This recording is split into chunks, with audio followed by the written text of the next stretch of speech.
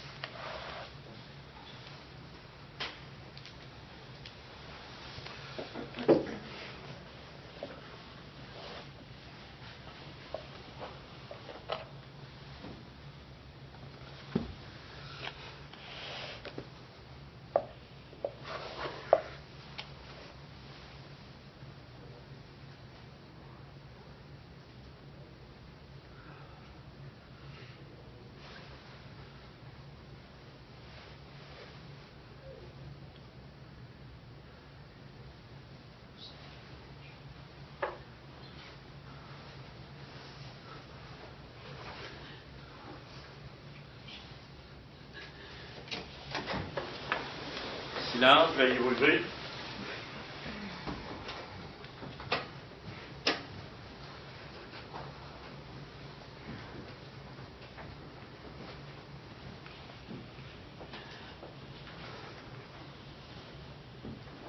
Veuillez vous asseoir.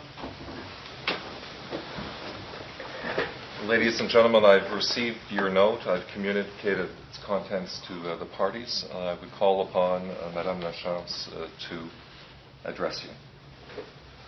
Ladies and gentlemen, who will speak in your name?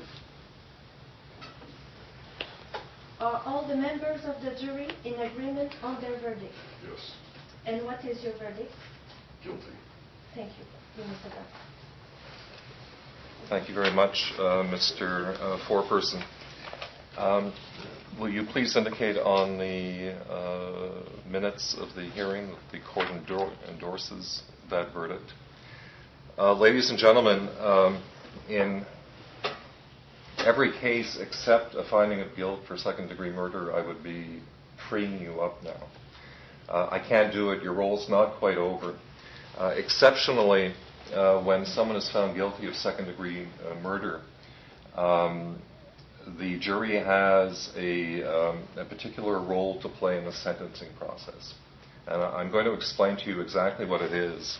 And then I'm going to read an article that's going to be saying that. But the article in the criminal law that I've got to read to you is a bit complicated, so I just want to explain it to you right away. I'm the one who renders the sentence in this matter. And the criminal code provides that there's a mandatory sentence. I have no choice but to imprison Madame Helpin to a term of life imprisonment. That's going to mean that she's going to be under the direction of the National Parole Board for the rest of her life. So they'll be monitoring her and taking care of her.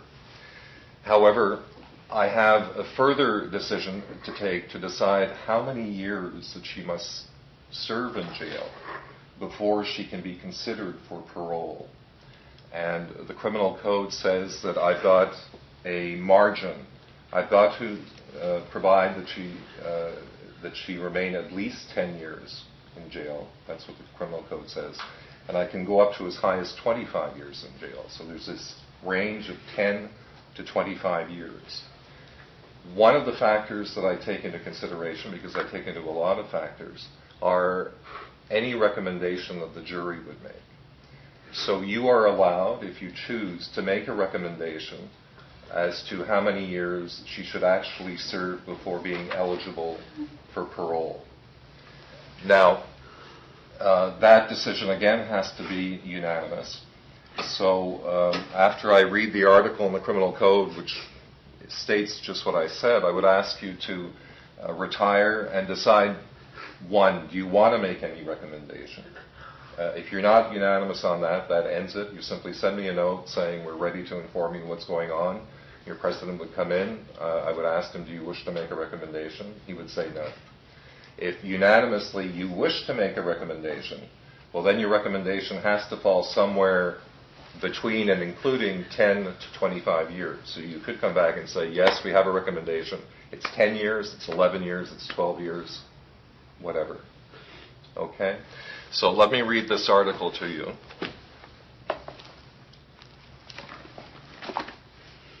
It's Article 745.2 of the Criminal Code. Ladies and gentlemen, you have found the accused guilty of second-degree murder, and the law requires that I now pronounce a sentence of imprisonment for life against the accused. Do you wish to make any recommendation with respect to the number of years that the accused must serve before the accused is eligible for release on parole? You are not required to make any recommendation, but if you do, your recommendation will be considered by me when I am determining whether I should substitute for the 10 years period which the law would otherwise require the accused to serve before the accused is eligible to be considered for release on parole, a number of years that is more than 10, but not more than 25. Just as a last word, if you decide to make a recommendation, as I mentioned to you, that is a factor that I'll certainly take into consideration when I consider what the appropriate sentence is to render in this matter, but I am not bound to follow your recommendation. It's certainly something I would consider, but I'm not bound to follow it. Okay?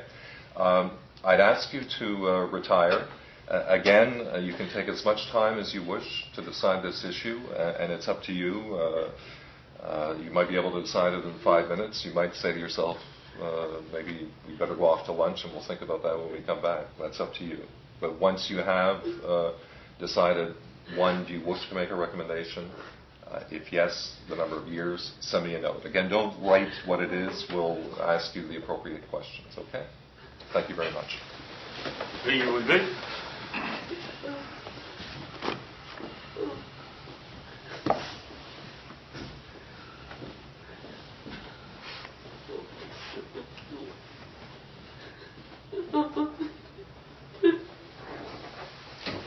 Okay, I'd ask the parties to stay close to the courtroom and don't take Madam Halpin downstairs because quite often we get a response fairly quickly. Okay?